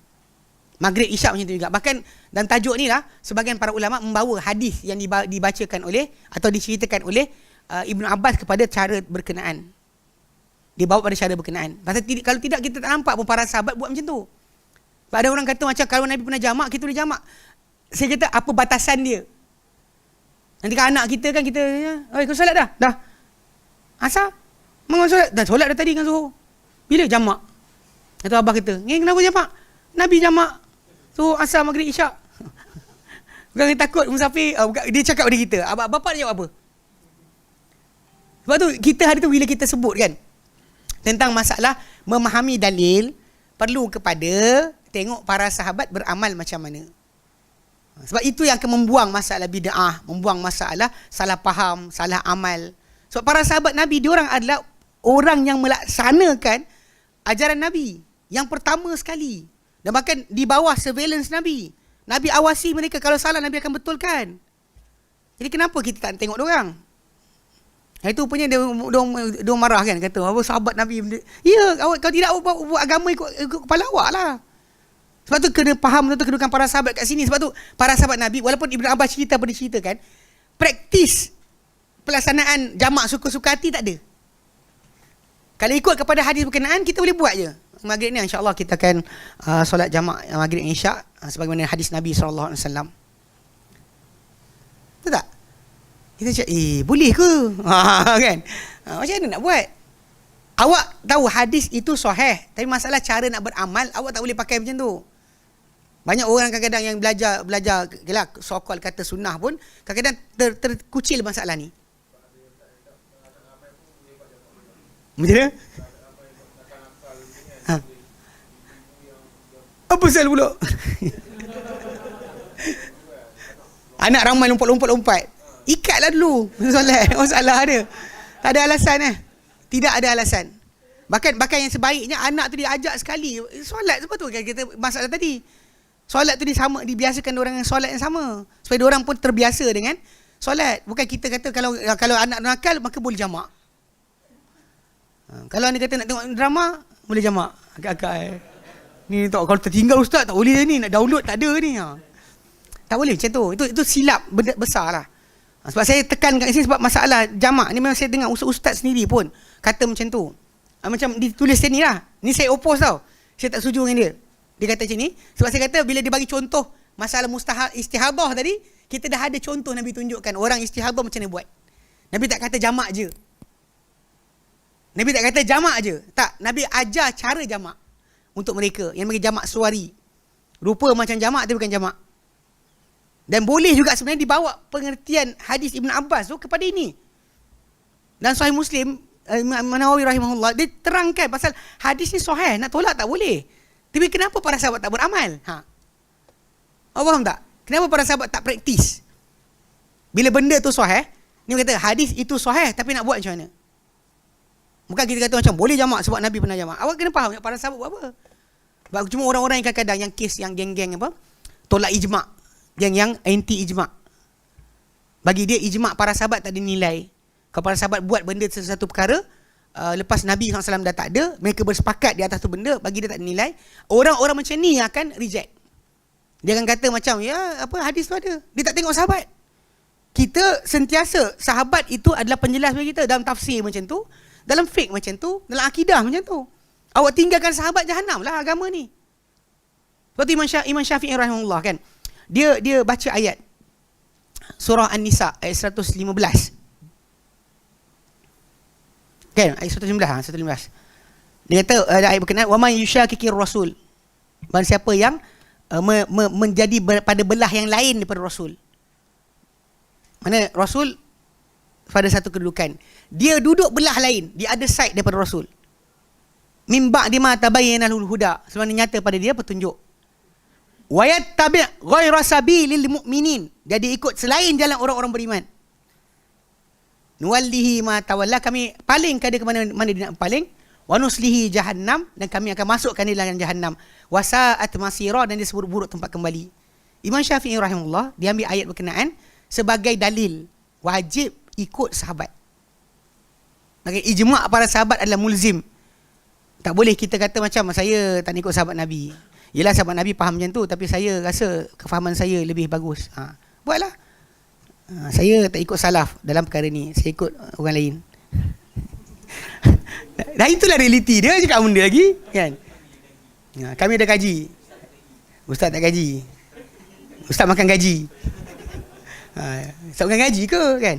Jadi masalah benda macam ni kita kata pada sudut asal ini yang jaga agama. Sebab tu kenapa kumpulan-kumpulan sesat daripada zaman Imam Syafi'i dan sebagainya kan. Diorang gagal untuk merosakkan agama sebab dia pegang dengan asas. Yang orang kita sekarang tak pegang asas. Yang penting dalam kefahaman ni, sekejap mana dia ayat? 115. Banyak jom. Okey. Ni ayat ni. Wa man yushakikir rasul. Barang siapa yang berada pada belah selain belah Rasul. Rasul kat sini, dia duduk belah lain. Bukan lawan Dia tak pilih side yang Rasul ada. Syakka, belah. Maksudnya dia ada pada belahan yang lain daripada Rasul. Min ba'di ma tabayyana lahul huda. Sebenarnya nyata pada dia petunjuk. Wa yattabi' ghayra sabilil mu'minin. Dan dia ikuti selain jalan orang-orang beriman. Siapa orang beriman yang masuk kat sini? Para sahabat lah. Takkanlah kita kata orang Nusantara kita. Kan Bani Melayu kot. Oh biar benar kan. Ini tak ikut Bani Melayu. Biar benar kan. Apa benda tahap. Aku lah tak faham apa yang cakap. Cakap dia kan luka. Cakap terluka kan. Tak cakap tak luka tak boleh kak. Kan dia ikut selain jalan orang beriman. Nuwallihi ma tawalla, akan palingkan mereka pada mana dia paling. Pergi. Kami palingkan. Nak pergi mana? Wa nuslihi jahannam. Pasal lepas tu kami akan masukkan dia dalam jahannam. Wa sa'at masira, dan jahannam tu seburuk-buruk tempat kembali. Pasal datang janji amaran buruk pada tak ikut jalan orang-orang beriman. Yang mereka dimasukkan di sini adalah para sahabat. Sebab tu Imam Syafi'i pakai ayat ni untuk mengilzamkan masalah ijma'. Yep.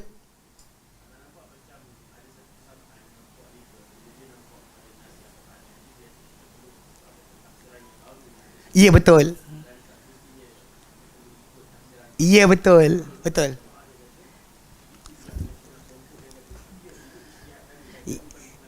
Ya betul. Betul.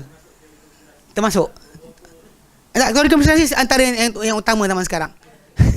tak reality. Pasal kalau dia nak faham, tak? Pasal ada separuh tu dia kata apa? Dia kata jangan mengejek, jangan sekian. Betul bagi ayat lah. Ayat Quran kononnya apa? Orang beriman ni akan sekian-sekian. Problem dia jalan para rasul, para anbiya. Dia bawa ayat. Nabi Hud kata macam ni, ejek kami, kata kami bodoh sebenarnya kan. Kami lihat kamu kebodohan. Dia pakai ayat tu untuk sokong diri dia yang ikut teori konspirasi. Awak tahu tak, dakwah para anbiya adalah tauhid. Dakwah para anbiya adalah tauhid, bukan masalah vaksin tau. Awak tak faham kan? Pasal para anbiya datang untuk selamatkan orang daripada masalah kesyirikan. Awak tak masuk terlibat tajuk tersebut pun. Tak belajar akidah sangat pun. Sibuk dengan masalah ni vaksin, nanti ikut Dajjal sebab vaksin dah dalam badan dia. Kau pahal. Kan? Ini masalah saya tak faham kenapa. Sebab dia pakai ayat Quran. Dia kata para anbiya pun dia kata bodoh juga. Awak sejak bila awak yang berpahaman macam ni jadi orang yang tak bodoh? Tanduk setan kau. Kau lah. Tapi tajuk ni sebab tu saya ulang balik. Pasal hari tu ada yang betul lah apa share tajuk yang kata kita bincang tu kan, solat jamak solat jamak kasar itu. Ada kat situ orang tak puas hati. Saya pakai komputer ni sebab nak tunjuk kitab. Bukan masalah saya buka. Faham tak? Ada orang kata macam ustaz ni ustaz komputer. Saya boleh je mengajar tanpa ni bawa kitab. Masalahnya orang tak nampaklah dalil terbentang. Pasal kita tahu banyak orang malas nak salin ayat Quran mana, hadis mana, kita bagi tahu. So kita tunjukkan ke depan ni. Tapi dalam penjelasan tersebut orang tak puas hati. Kenapa saya kata Ibn Qayyim kata Islam itu adalah Quran, sunnah, kefahaman para sahabat. Dia kata Ibn Qayyim lahir tahun bila dia kata. Dia tak puas hati. Sebab itu realiti sebenar yang bila kita tengok balik, ini yang Imam Syafi'i buat. Dia susun balik agama ni kan, punya penyampaian supaya tak boleh masuk golongan ahli bid'ah. Sebab ni ayat ni. Orang liberal ke, anti hadis ke, Kahal al-Kadzab ke, geng-geng yang tak solat ke, belajar harfiah Quran. Semua tajuk ni. Dia gagal masalah pertama, para sahabat. Dia buang sahabat dulu. Tapi bila saya jumpa diorang, pertama saya akan claim dulu masalah sahabat punya kedudukan. Tetapkan dulu. Sebab balik pada asal, diorang nak buka Quran yang sama dengan kita. Tu kita kata dengan dia, abang dapat Quran dari mana? Quran dah ada lah. Mana? Pakcik abang dapat. Kan, dia nak cari dekat juga kan? Dapat mana? Sebab kita terima Quran daripada para sahabat. Dan diorang sebenarnya dahulu ketika bacakan Quran tu, dia baca Quran dan dia jelaskan sekali. Penjelasan tu datang sekaligus. Lepas tu Ibnu Umar belajar Al-Baqarah 8 tahun. Bukan 30 hari. Yang cakap ni kan marah kat orang. Tapi yelah. 8 tahun dia belajar. Barulah betul kita faham. Maksudnya sudut tadi kan memang kita tak tahu banyak mana kita boleh dapat. Bab agama ni sebenarnya, anda tak tahu banyak mana anda boleh kutip. Anda belajarlah. Belajar benda-benda. Tapi banyak mana yang kita dapat kutip, tak tahu banyak mana. Dan banyak yang kita boleh amal, kita tahu banyak mana. Tapi kita harap dengan usaha kita buat, belajar, betul. Maka dikira sebagai ibadat. Kan, datang-datang kelas berkali-kali tak pandai juga. Tak apa. Tapi dah keluar talabul ilmi tu, anda di fisabilillah. Jalan ke syurga dibuka. Nak janji Nabi SAW. Hadirkan, malaikat doakan keampunan untuk kita. Itu yang kita kejar. Walaupun datang kelas tak faham-faham. Betul lah. Datanglah. Masa dah tak faham belajar bahasa Arab, tak pandai. Datanglah. Dah lah tak pandai, tak datang. Lepas tu pandai tang mana? Kan? Tak, saya jumpa sama pakcik. Alhamdulillah pakcik ni kan. Dia actually tinggal kat Sabah. Dia kan. Kan ada orang lain. Boleh. Okey. Ada orang kat dia pakcik ni, dia datang Al-Khadim. Baru ni kan.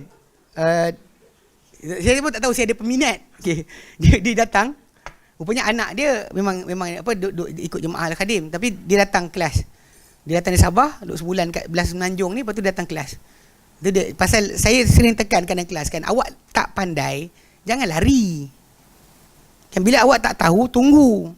Bukannya bila, kalau tak faham belah. Macam mana bila awak belah, awak dia pandai. Pakcik ni kan, dia kata dia faham lah. Mula-mula dia tak faham ustaz ni cakap apa. Dengar kali kedua, kali ketiga kan. Terus dia kata, Alhamdulillah, dia kata dah banyak benda kalimah dia faham. Dia kata, terima kasih lah, ni nak jumpa sangat, dia kata. Datang nak jumpa sangat. Tapi dia kata macam itulah, satu benda yang saya nasihatkan jangan lari tu, dia pegang. Dia tak lari di kelas. Dia tak dengar, tak faham, duduk lama-lama sikit lah. Saya rasa kali kat mula tu pun, pasal saya cakap laju kan. Yang jemaah yang ada kat sini berasa macam ustaz cakap laju, tak boleh slow sikit ke? Tapi dah lama dengar, saya bebel, dah terbiasa dengan tone suara saya, tak cakap dah kan? Kecuali datang orang baru, nanti dia akan tegur benda yang sama, ustaz cakap laju. Kan? Itu basic lah, biasa. Itu cara kita belajar. Jangan lari. Lari daripada kelas tidak membuka anda pintu ilmu. Tak pandai pun tak apa, tunggu. Serius. Sebenarnya. Tapi ialah balik pada asalnya hukum-hukum macam ni kena pegang betul-betul. So orang yang datang sesatkan agama, cuba rosakkan agama, dia terpaksa serang sumber agama. Kalau geng-geng orientalis dia cuba serang Quran direct. Gang gagal lah. Gagal. Orientalis lain pula sokong lawan balik. Lepas tu datang macam Goldziher yang terkenal daripada Jerman. Dia serang Islam dari segi masalah sunnah. Dia cuba nak mainkan pada sunnah ni tak semestinya betul. Dia main kat situ. Tapi balik pada asal kalau kita perhatikan, dia lari kepada interpretation ni. Mula-mula nak kena buat, kena buang sahabat. Khawarij jadi masalah Khawarij sebab buang sahabat. Syiah jadi Syiah sebab buang sahabat. Sebab tu dia buang awal. Bila dia kata Nabi wafat je, semua orang dah murtad kecuali 6 orang. Jadi dia boleh nak dia masuk interpretasi baru pada agama. Itu macam geng liberal, macam Utang kata kan, geng liberal. Siapa sebut apa geng? Dia akan lari agama ni dengan masalah interpretasi, penjelasan atau maksud. Sebab kita ada orang yang dah laksanakan Islam, jaga Islam, diamanahkan Allah Ta'ala untuk jaga Islam untuk kita, jaga sumber agama untuk kita. Jadi kita nak tengok kat dia kenapa. Lepas tu dia masuk tegur kan, dia kata apa, belum lagi kubur para sahabat ramai lagi. Masih ramai lagi korang pergi dah lari rompat pergi buat apa halaqah zikir. Kan? Jadi dia teguran tadi, apa yang disebut tadi, para sahabat berkata apa hal ni? Realiti dia, tinggal sahabat anda sesat walaupun anda pegang Quran Sunnah. Anda kata saya pegang Quran Sunnah, tak ikut sahabat anda sesat. Itu basic lagi kena faham. Pasal tadi kalau ada kes kita punya dalil tadi, memang saya ulang balik, saya bukan sahaja nak lawan buku ni. Tapi saya kata pasal balik pada asal, bila sebut tentang Nabi jamak Zuhur, Asar, Maghrib, Isyak, kita boleh je faham dengan cara, maksudnya hari tu letih, penat, Nabi tangguhkan Zuhur sampai hujung waktu, Asar awal waktu. Lepas tu ada masa rehat yang panjang kan, kemudian Maghrib dengan Isyak. Kenapa tak faham macam tu? Boleh je faham macam tu. Sebab realiti dia, para sahabat tak beramal dengan tiba-tiba insyaAllah hari ni kita akan jamak Zuhur dan Asar. Masuk Zuhur je, solat Zuhur, Asar. Tak buat. Tak ada satu riwayat pun datang macam tu. So kena faham, ini sudut yang kita sibuk tekankan lah. Dan bila dia kata kat situ, dia bawa kisah istihadah. Kita ada riwayat istihadah tadi, macam ni cara Nabi suruh. Faham tak? Jamak, tapi bukan jamak pada awal waktu. Itu jadi kita sokongan dalil tadi lebih kuat ke situ. Wallahu a'lam kan. Memang sakit tu ada. Pasal orang yang sakit, dia ada peringanan cara solat. Kan sakit, cara solat, duduk kan, angguk kepala saja ke, turun-turun mata saja ke, kedip-kedip mata saja ke, tak kisahlah. Tapi dia dah ada pengurangan pada sudut itu. Dia tak payah tambah lagi macam kita bagi jamak pula. Cara dia dah tak luar biasa dah. Cara solat dah luar biasa. Ni kita tambah pula. Jadi pakcik, di samping pakcik boleh solat duduk, pakcik boleh jamak juga. Masya-Allah, mudahnya Islam. Jadi promoter pelik kan. Wallahualam. Jadi itulah masalah ni. Memang saya terus terang saya kata, memang ada ustaz-ustaz yang baca ayat ni macam tadi abang kita kata apa, ada kata kalau anak nakal pun boleh jamak. Pasal takut anak nanti tak pernah lompat-lompat pergi mana. Ada juga yang kata apa, padahal sebenarnya budak-budak tu letih-letih tidur juga. Kan? Tangguh solat kita faham. Tapi untuk kata jamak daripada awal waktu, itu masalah. Tangguh solat Tangguh solat, ya. Faham. Kerana anak tu havoc sebagainya, tangguh solat. Atau kerana sakit perut, tangguh solat. Atau kerana orang sakit, kita jaga orang sakit, tangguh solat. Yes, saya faham. Itu betul. Tapi kerana benda berkenaan kita nak jamak siap-siap, Kenapa jamak ni? Tengah jaga orang sakit. Tak boleh. Tangguh solat dia. Macam doktor masuk bedah orang lah. Dia tak boleh nak solat siap-siap Zuhur tu, Zuhur kan. Pukul 3 ni nak masuk bedah orang. Apa kata, dan keluar balik pukul 10 ni. Berapa jam kan, tu harga gaji dah mahal. Dia kan 8 jam, 9 jam berdiri duk cocok orang kan, bedah-bedah kan. Okey. Dia tak boleh tiba-tiba lepas Zuhur tu kan, dia bantai solat. Zuhur, Asar, Maghrib, Isyak. Atau Zuhur, Asar pun. Dia solat Zuhur lah. Asar tunggu nanti. Entah pasal mungkin orang dia nak bedah kan. Caca nak bedah, tiba-tiba orang tu sampai dia mati. Macam mana doktor? Tak payah bedah lah. Jadi sampai ke malam tak ada lah. So solat tadi aci ke? Solat tadi aci tak? Tak ada aci. Tak ada aci tu dia kena faham pasal asbab dah hilang daripada awal. Sebab tu kita kata ini penangguhan solat, bukan masalah jamak. Ada pun yang macam kes ini, orang mustahadah ni memang Nabi suruh. Okay? Wal istihadatu nau'un minal maradi. Dan istihadah ni adalah satu bentuk dari penyakit. Saya setuju. Wa qad qila li Ibn Abbas radhiyallahu anhuma fil hadithil madi. Kita tadi katakan kepada Ibn Abbas radhiyallahu anhuma dalam hadis yang telah lalu, lima fa'ala dhalika. Kenapa Nabi buat begitu? Maksudnya Nabi jamak Zuhur, Asar, Maghrib, Isyak. Dengan gambaran yang orang faham, awal Zuhur solat sekali dengan Asar. Dia tak faham dengan tangguh Zuhur, awal ke Asar. Dia tak faham macam tu. Okey. Kenapa buat? Kai la yuhrija ummatahu, supaya tak menyusahkan umat baginda. Tapi that word kalau kita pakai secara ikut kita punya ukuran orang Melayu kita, keluarlah jamak kahwin, jamak shopping. Nak pergi keluar shopping, sogo musim berebut, nak berebut barang kan. Sampai kan saya ingat ada lah perempuan cerita saya, dia kata apa, tak sebut nama. Okay, jadi orang perempuan ni cerita, dia kata dia pergilah time tengah sogo sale ni. Lepas tu dengar pengumuman, ting, ibu bapa kepada anak sekian, baju sekian, sila datang kaunter, anda telah ditemui. Ting kan. Lepas sejam masih lagi ibu bapa kepada anak sekian. Saya bayangkan apa tahu? Mak bapak tu macam, anak kita hilang. Lepas tu, okey, ada kat kaunter. Dia gaduh rebut barang dulu, tinggalkan anak. Apa kaunter jaga? Kalau ikut kita tengah-tengah berebut barang tadi kan, payah pula kena impit-impit. Allahualam kan.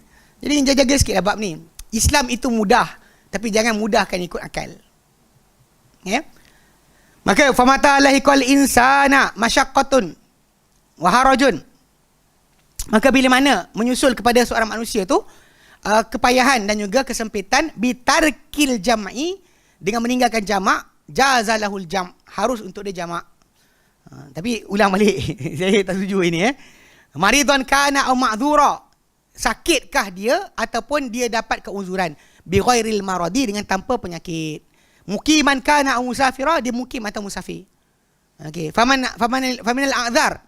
Okey, dia okey, itu habis okey, bab sakit tu dia terangkan habis. Okey. Kemudian yang ketiga, faminal a'dzaril lati tubihul jam'a, di antara keuzuran yang membolehkan jamak aidan juga ghairus safari wal maradi. Ghairus safar bukan musafir atau bukan ketakutan sebenarnya, tapi di kat sini dia sakit. Pertama, al matarul kathirul ghaziru, hujan yang banyak yang lebat, hujan yang banyak yang lebat.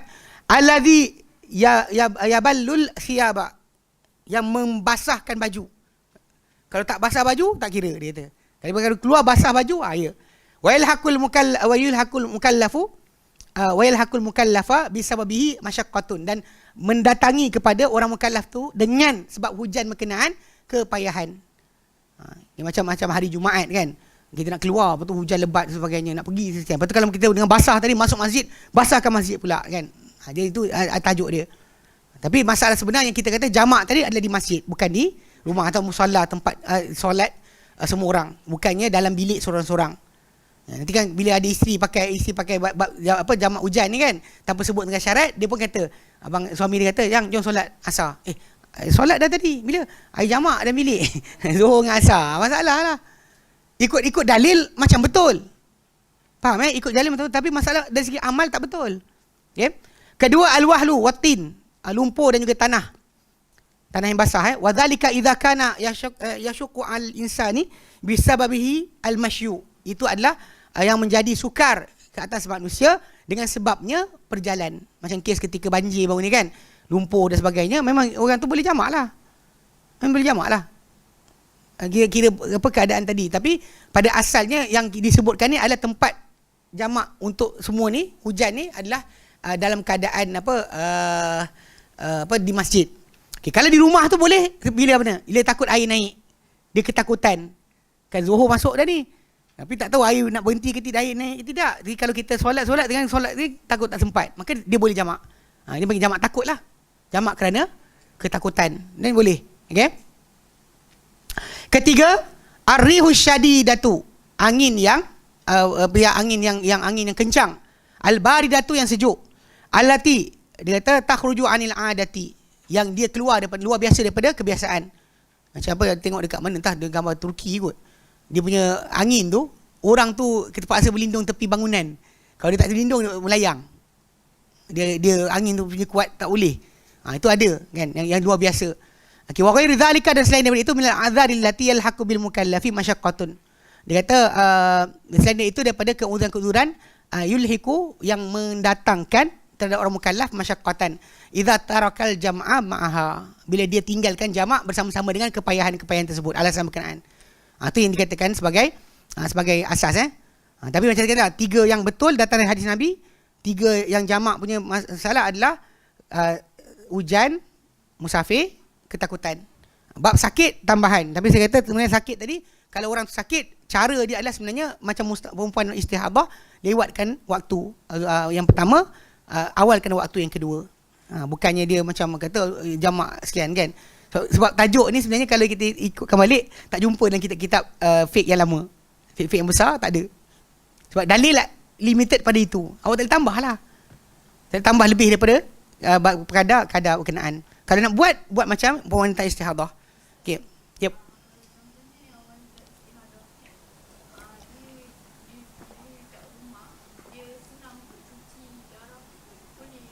Itu memang dia senang cuci darah, tapi disebut kan, dia boleh tangguhkan waktu Zuhur, awalkan waktu Asar. Itu yang Nabi beri arahan pada dia, sebab nak mudahkan sekali sucikan diri, solat dua-dua. Dan bahkan ketika dia solat tadi kalau keluar, dia tak usah berhenti, teruskan jalan. Itu kelebihan masalah ni. Wanita yang katakan istihadah sebagainya, ataupun lelaki yang apa yang kena berhenti dah ni, yang apa, lelaki yang ada masalah kencing, asyik keluar, ataupun kentut kan. Tapi kena define lah, benda tu mesti datang daripada pengesahan doktor. Dia memang masalah. Dia bukan geng kunyit geng kunyit kan kita cerita tu. Diorang rupanya geng-geng ni, memang yang dewasa ni akan terpaksa pakai pampers. Lepas daripada dia praktis benda berkenaan dalam tempoh tertentu, dia tak boleh tahan dah buang air.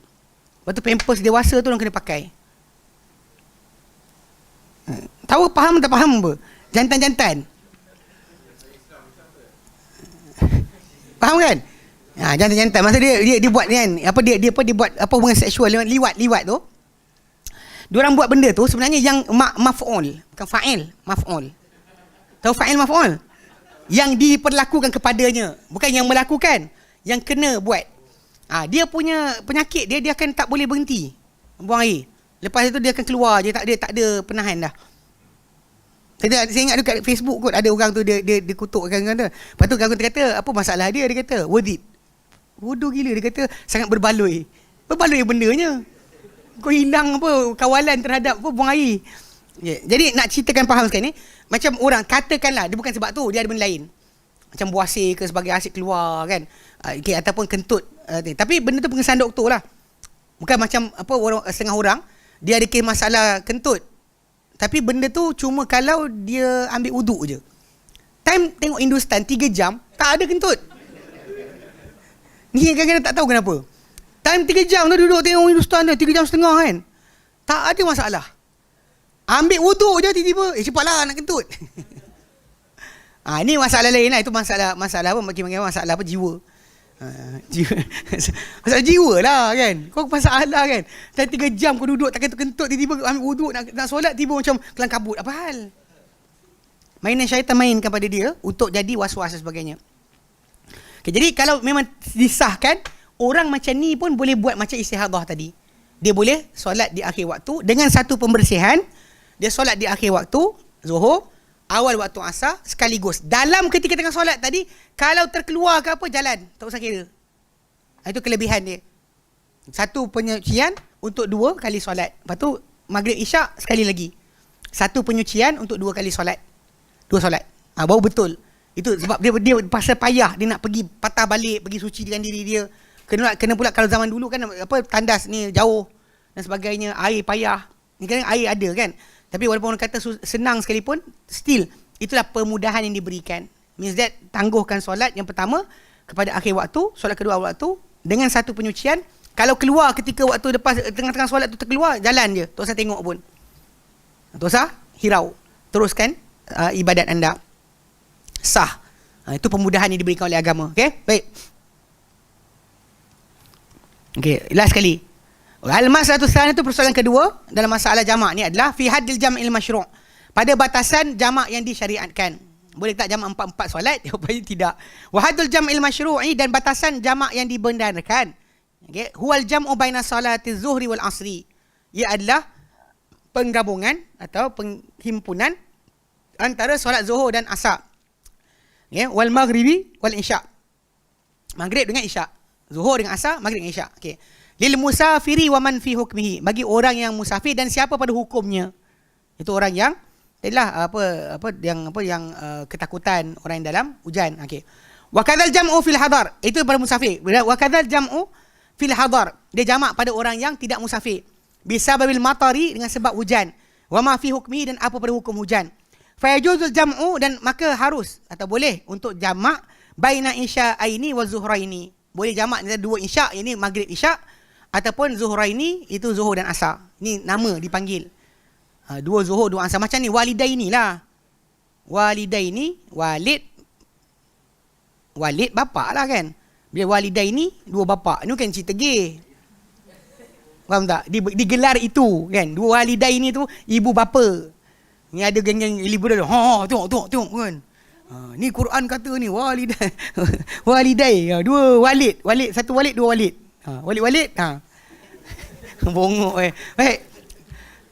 Kenapa di hadis Ibn Abbas radhiyallahu anhuma al-madi qabla qalil? Kerana hadis Ibn Abbas radhiyallahu anhuma yang sebentar tadi, yang telah berlalu sebentar tadi.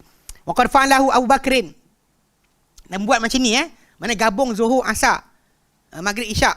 Itu maksud dia. Bukan masalah cara gabung yang saya kata tadi kan. Kes yang sakit tu tak, bukan. Maksudnya menggabungkan zuhur asar maghrib isyak. Siapa? Abu Bakrin. Abu Bakar. Wa Umar, wa Uthmanu, dan Uthman radhiyallahu anhum, radha terhadap mereka. Wali annal illata, dan kerana illah atau punca minal jam'i bainal isya'aini wujudul masyaqqati. Itu adalah kerana illah atau punca penggabungan di antara 2 isyak, itu maghrib dan isyak, wujudnya kepayahan. Wahia fi zuhraini aidha, dan dia pada 2 zuhur juga, itu zuhur dan asar juga. Kerana ada alasan tadi maka kita buat. Tapi penggabungan dia adalah 2 waktu itu. Zuhur asar, bukan 4-4. Macam kes doktor bedah orang tadi, atau kita sangkut jam, solat tu kita tangguhkan, tak perlu namakan jamak pun. Faham? Tak payah niat awal-awal pun, memang dah lepas waktu dah. Bukan kita macam saja aku nak jamak zuhur asar maghrib isyak. Kan? Itu bukan. Kita memang tahu. Kita pasal kes doktor tadi, dia boleh je tengah-tengah bedah orang tu mati. Dia kena keluar lah. Hormat waktu tak ada. Balik pada asal hormat waktu macam kita sebut dah tu, punca dia adalah sebenarnya kisah 2 orang sahabat keluar. Diorang tak ada air, diorang tayamum solat. Lepas solat tiba-tiba air ditemui air. Maka seorang ulang wuduk solat. Wuduk dan solat. Seorang lagi tidak ulang balik. Bila sampai ke Madinah, diorang jumpa Nabi. Nabi kata pada yang tak ulang balik solat, asabtas sunnah, engkau menepati sunnah. Nabi kata pada yang ulang balik, even though dia silap, Nabi kata laka ajrun misluha, engkau dapat pahala seumpamanya. Dapat pahala seumpamanya bukan galakkan untuk buat lagi. Sebab pada kita mengikuti sunnah tu yang betul. Sebab pahala 2 tak semestinya baik, bagus. Contoh macam tentang orang baca Quran, orang yang mahir dengan Quran, al-mahir bil Quran, kan, orang yang mahir dengan Quran, maka bacaan dia ma'as safarati kiramin bararah. Dia akan ditemani bacaan dia oleh malaikat yang mulia, wajah indah, apa lagi baik. Kan, malaikat tu akan duduk dengan dia, baca sama-sama dengan dia. Okey. Kemudian orang yang baca Quran dalam tersangkut-sangkut, tersekat-sekat dan Quran tu berat ke atas dia, maka dia ada 2 pahala. Pahala kepayahan, pahala bacaan. Tapi takkan sekali-kali kita kata yang dapat 2 pahala ni lebih baik daripada orang yang baca ditemani oleh para malaikat. Itu adalah untuk kerana kondisi dia ketika itu. Means that dia tak boleh berhenti membaca. Jangan kita berhenti baca sebab baca salah. Sebab kita betulkan sampai pandai. Cuma ada orang yang kata macam kalau baca ni Quran nak tu, itu pun tu adalah ajaran Syiah sebenarnya. Yang dia kata kalau baca Quran salah keluar 7 nama setan tu kan. Itu semua tu daripada buku tajuk Syiah. Bukan daripada apa ni. Memang saya jumpa dia punya buku tu. Yang pelik kan, dia kata kalau baca ni keluar kanas nama kan. Tapi bila dia kahwin dengan setan punya nama dia kata tak tahu, Nabi tak bagi tahu dia kahwin dengan setan lah. Dia macam itulah, macam orang yang kata dia tahu nama setan, kalau Nabi tak bagi tahu, kan Quran tak bagi tahu, so kau dapat tahu mana? Dia kahwin dengan setan lah. Macam orang yang kenal tanduk setan. Kalau setan ada tanduk macam mana kan? Kalau Nabi tak bagi tahu rupa macam mana, hadis Quran tak bagi tahu macam mana, tiba-tiba datang kita kata, ini tanduk setan. Mana awak kawan dengan setan lah? Awak tahu setan rupa macam mana? Allahuakbar. Okey, jadi alhamdulillah habis kita bincang ni. Ya, baik.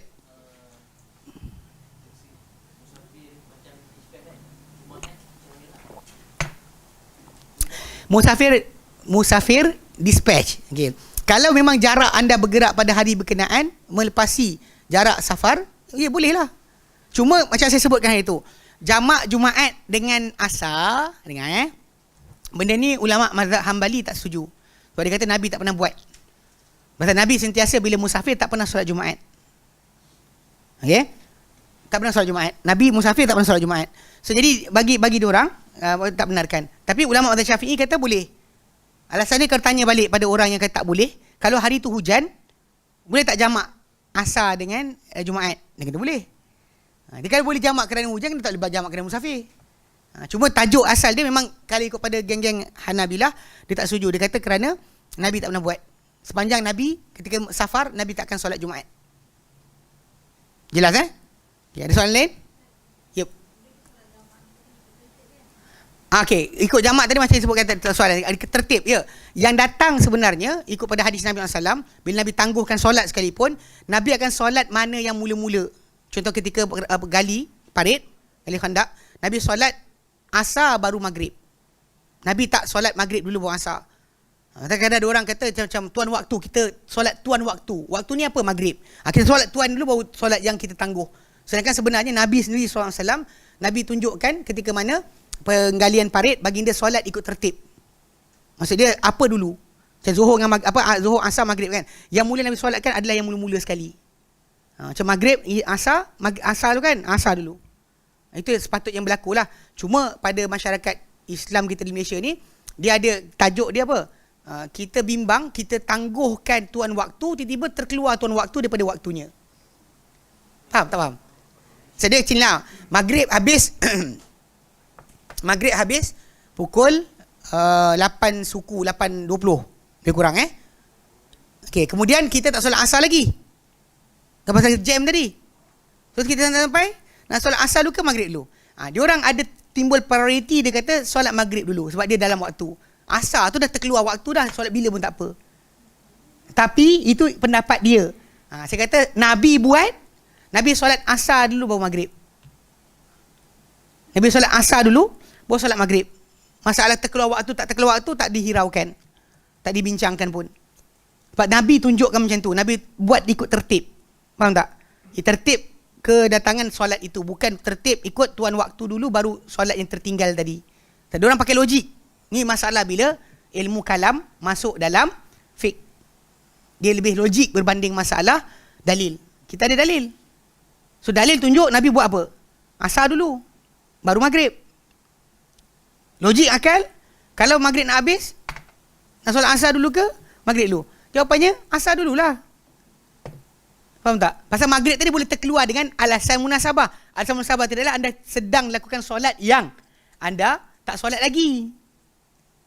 Faham tak? Yang wajib kata kita mula dulu, asar dulu ke maghrib dulu? Maghrib dulu, dan solat lah maghrib dulu. Asar dulu. Bukan maghrib. Faham? Ya, nangguhkan, bukan jamak.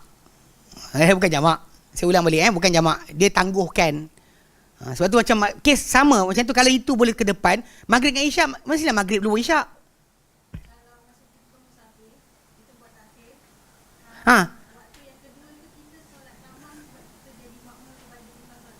Terus?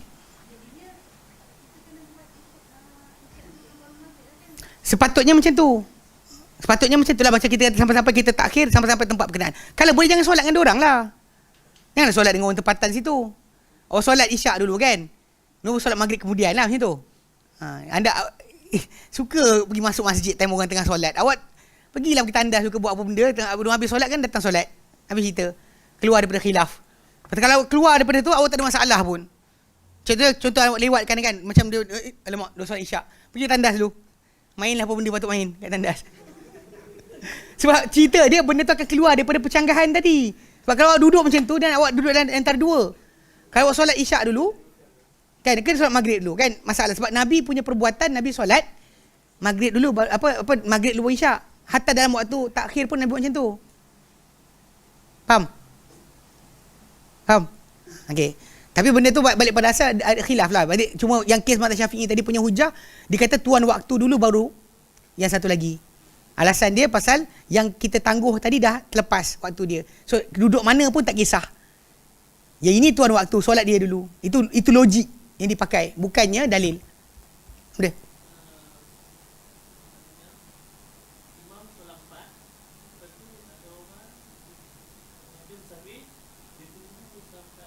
Tak boleh.